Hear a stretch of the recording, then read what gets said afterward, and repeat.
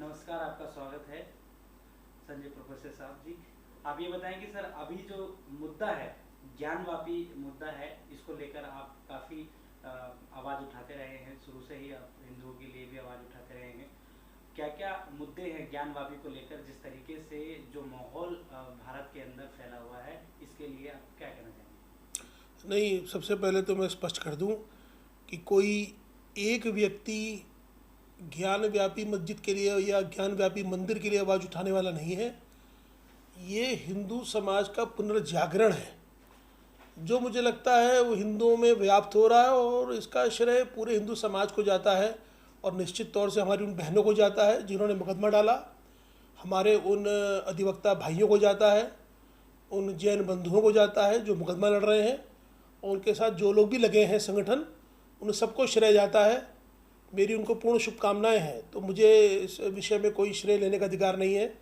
निश्चित तौर से ये पूरा हिंदुस्तान जानता है। प्रश्न ज्ञान व्यापी मस्जिद का नहीं है। मुगल शासकों ने कितने मंदिर तोड़े, ये तो एएसआई के रिकॉर्ड में दर्ज है, वो तो उनके रिकॉर्ड में दर्ज है। और आज भी अगर आप कुतुब मीनार जाते हैं तो वहाँ पे तो शिलालेख में लिखा हुआ है। तो ये कोई नई बात नहीं है।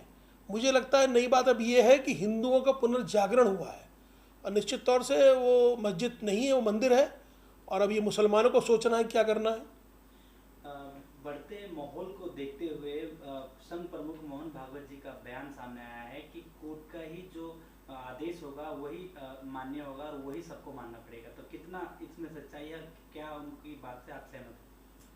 नहीं, उनका पूरा बयान, अगर पूरा आप उनका स्टेटमेंट देखेंगे तो थोड़ा सा कुछ और था। हमारे आदरणीय संघ प्रमुख जी ने 2-3 बातें की।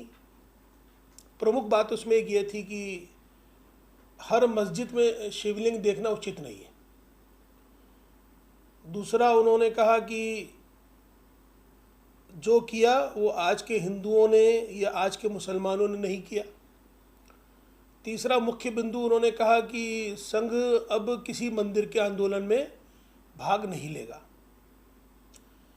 देखिए अजीत जी, निश्चित तौर पे बहुत विदुषी, बहुत विद्वान हमारे प्रमुख हैं। बहुत उन्होंने सोच विचार के ही कुछ कहा होगा। मेरा व्यक्तिगत मत है, इसमें हो सकता है 100 में 20 करेंगे, तो उसके लिए आप तैयार रहिए। फिर हाल ही में एक सवाल और करूंगा मैं आपसे, एक आखिरी सवाल होगा ये मेरा। हाल ही में भाजपा ने 2 प्रवक्ताओं को निलंबित किया है, क्या कहना है आपके? किस तरीके की इसमें प्रतिक्रिया? आपकी जानकारी स्पष्ट कर दूं, निलंबित नहीं किया है, निष्कासित किया है जी। और इसका मुझे औचित्य समझ में नहीं आया। अगर ये कहा जाए खाड़ी देशों का दबाव था, तो खाड़ी देशों का दबाव तो हर मुद्दे पे होगा। वो मुस्लिम राष्ट्र हैं, वो एकजुट हैं, उनको जो करना है वो अपने हित के लिए करते हैं। बहुत बातें उठी कि वो बहुत विद्वानों ने बात कही कि साहब उनके जो बाज़ारों से भारतीय सामान हटा दिया गया, भारतीयों को नौकरी पे निकाल दिया गया। मेरे आपसे 2 प्रश्न हैं। खाड़ी देशों में नौकरी कौन भारतीय करते हैं? कितने हिंदू जाते हैं?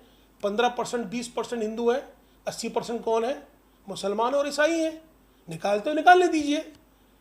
दूसरा, भारतीय सामान वहाँ से हटा दिया जाएगा।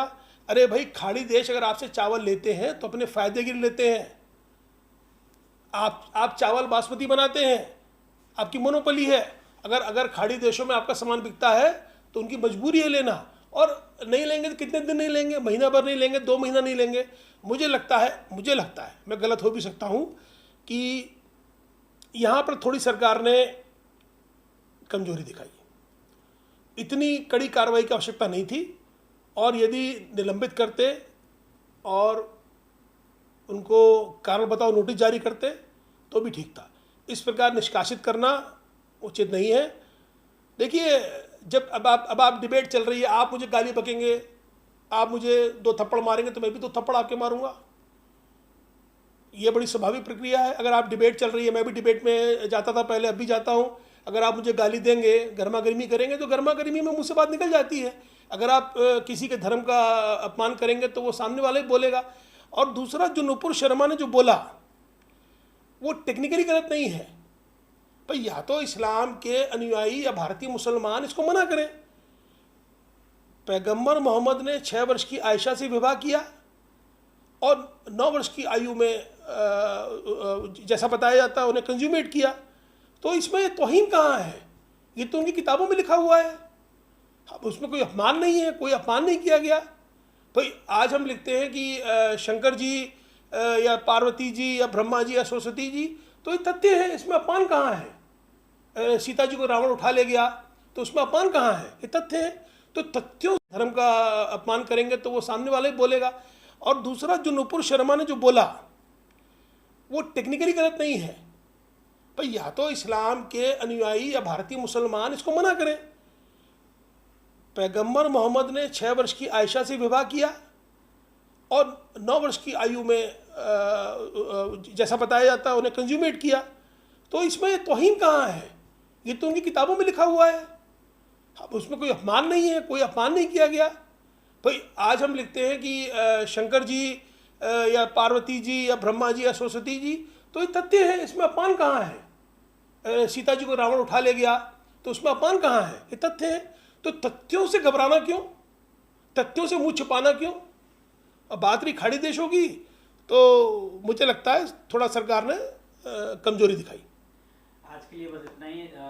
आगे भी आपके साथ जुड़े रहेंगे। आपका बहुत बहुत आभार, आप हमारे साथ जुड़े। नमस्कार। प्रोफेसर संजय। नमस्कार।